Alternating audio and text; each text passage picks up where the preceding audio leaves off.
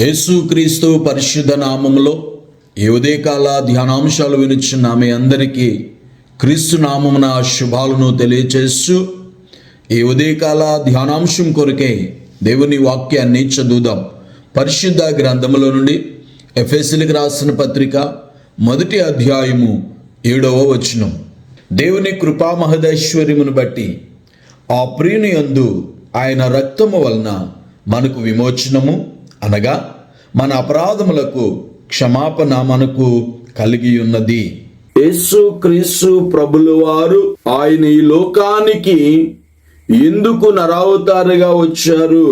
ఆయన మనందరినీ విమోచించటానికి వచ్చారు. పాప శాపములో ఉన్నటువంటి మానవులందరి విమోచన క్రయధనముగా ఆయన ప్రాణం పెట్టారు. ఆయన రక్తాన్ని చిందించారు. ఆ రక్తము ద్వారా మన పాపములు పరిహరించి ఆయన మనకు విమోచన కలగచేశారు. విమోచన అనగా మన అపరాధములకు క్షమాపణ కలుగుతుందని, కుమారుని యందు మనకు విమోచనము అనగా పాప క్షమాపణ కలుగుతుంది. ఆయన మనలను పాపము నుండి విమోచించటానికి లోకానికి వచ్చారు. ఇశ్రాయేలీలు 430 సంవత్సరాలు ఐగుప్తు బానిసత్వము నుండి విమోచించటానికి దేవుడు మోషేను ఎన్నుకొని, మోషే ద్వారా అద్భుతాలను దేవుడు చేయించి నిబంధన రక్తము ద్వారా వారిని దేవుడు విమోచించాడు. శాపము నుండి వారిని విడిపించి ఆశీర్వాదాన్ని దేవుడు కలగచేశాడు. ఇశ్రాయేలులను ఎలాగైతే విమోచించాడో ఈ సర్వ మానవాలనంతటినీ రక్షించుట కొరకు, విమోచించుట కొరకు, మనకు విమోచన కలగచేయడానికి యేసు క్రీస్తు ప్రభుల వారు ఈ లోకానికి ఆయన వచ్చి ఆయన సువార్తను ప్రకటించి అనేక మందిని ఆయన బాగు చేసి, అనేక మంది జీవితాలలో ఆయన బోధల ద్వారా, ఆయన జీవితము ద్వారా ఉన్నతమైన కార్యాలను దేవుడు జరిగించి సర్వ మానవాళిని ఆ శాప పాపము నుండి విమోచించటానికి ఆయన రక్తాన్ని చిందించారు. యేసు క్రీస్తు ప్రభుల వారు సిలువలో చిందించిన రక్తము మనలను శుద్ధీకరిస్తుంది, మనలను పవిత్రులుగా చేస్తుంది. ఇంకా ఎవ్వరు కూడా మనలను పాపము నుండి విమోచించలేరు. యేసు క్రీస్తు ప్రభుల వారు ఆయన చిందించిన రక్తమే మనల్ని పరిశుద్ధులుగా మారుస్తుంది. మరి సహోదరి, సహోదరుడా, ఈ యేసు యందు మీరు నమ్మిక ఉంచితే, సహోదరి, సహోదరుడా, మరి యేసు క్రీస్తు ప్రభుల వారిని మీరు ఆశ్రయిస్తే, ఆయన యందు మీరు నమ్మిక ఉంచినట్లయితే దేవుడు మన జీవితంలో ఆ పాప శాపాన్ని తీసివేసి ఆయన మనల్ని పవిత్రులుగా చేసి మన జీవితాలలో ఆయన గొప్ప కార్యాలను చేయడానికి ఆయన ఈ లోకానికి ఆయన నరవతారుగా వచ్చారు.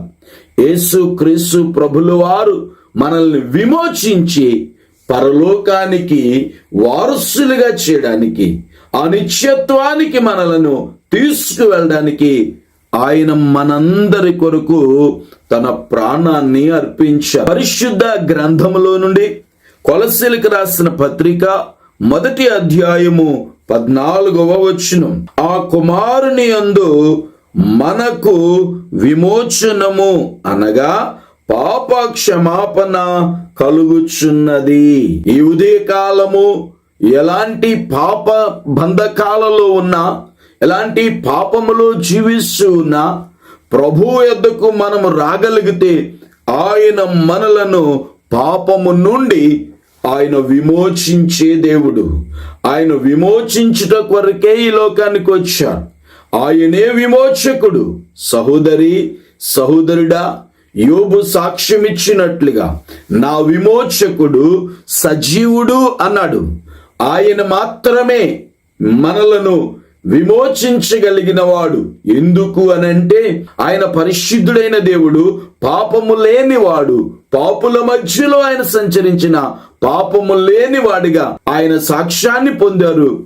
అట్టి పవిత్రుడే మనలను పాపము నుండి విమోచించగలిగినటువంటి గొప్ప దేవుడు. మరి ఆ దేవుని యందు విశ్వాసం ఉంచండి. ఈ ఉదయకాలం మీరు ఏ బంధకాలలో ఉన్నా, ఎలాంటి శ్రమలలో ఉన్నా, ఎలాంటి అనారోగ్యాలతో ఉన్నా, ఎలాంటి అప్పులలో మీరున్నా, ఎలాంటి పరిస్థితులు మీరు అనుభవిస్తున్నా, దేవుడు వాటన్నిటి నుండి మిమ్మలను విమోచించి మీ జీవితంలో గొప్ప విమోచనను దేవుడు ఈ ఉదయకాలము కలగచేయునుగాక.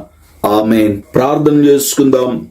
ప్రార్థనలో ఏకీభవిందాం. మహోన్నతుడా, మహాగణుడైన మా తండ్రి, మీకు వందనాలు, స్తుతులు, స్తోత్రాలు చెల్లించున్నాం నాయన. మీ అపారమైన ప్రేమను బట్టి, కృపను బట్టి మీకు కృతజ్ఞతాస్తుతులు చెల్లిస్తూ గడిచిన కాలమంతా మీ రెక్కల చాటును మమ్మలను సజీవులుగా కాపాడినందుకే వందనాలు, స్తుతులు, స్తోత్రాలు చెల్లిస్తున్నాం. ఈ ఉదయకాలం ఎవరైతే తమ జీవితాలను మీకు సమర్పిస్తూ ఉన్నారో అట్టి వారిని మీరే ప్రేరేపించి, ఆకర్షించి, వారికి ఉన్నటువంటి ప్రతి బంధకముల నుండి విడుదల చేసి, మీరే శాప పాపముల నుండి విమోచించి, ఆశీర్వాదానికి, మీ నిత్య జీవానికి వారసులుగా జీవించినట్లు అటు దైవ కృపను మా అందరి జీవితాల్లో మీరు కలగచేయమని, ఇంకా ఎవరైనా పాపములోను శాపములోను జీవిస్తూ ఉంటే వారికున్న ప్రతి బంధకాల నుండి మీరు విమోచించి మీ నిత్యత్వానికి వారసులుగా మమ్మల్ని అందరినీ సిద్ధపరిచి, ఏ ఆత్మ నాశనము కాకున్నట్లు మీరు సిలువలో కార్చిన రక్తము ద్వారా మమ్మలను శుద్ధీకరించి మీ రాజ్య నివాసులుగా చేసి మహిమ పొందమని యేసు నామములో ఈ మనవులు అడుగుచున్నాను పరమ తండ్రి. ఆమేన్.